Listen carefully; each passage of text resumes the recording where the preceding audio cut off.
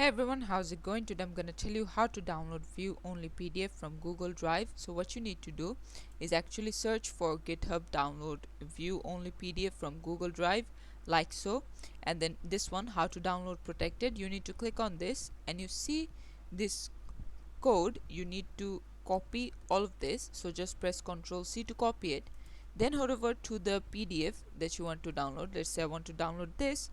Press sometimes it might not work on Chrome, but it works on Firefox. So if it doesn't work on Chrome for you, head over to Firefox. So click on Shift Ctrl J together, and then in console you wanna type in allow pasting, and then Control V. As you can see, it says you need to type allow pasting one more time, so let's do that. And now Control V, paste.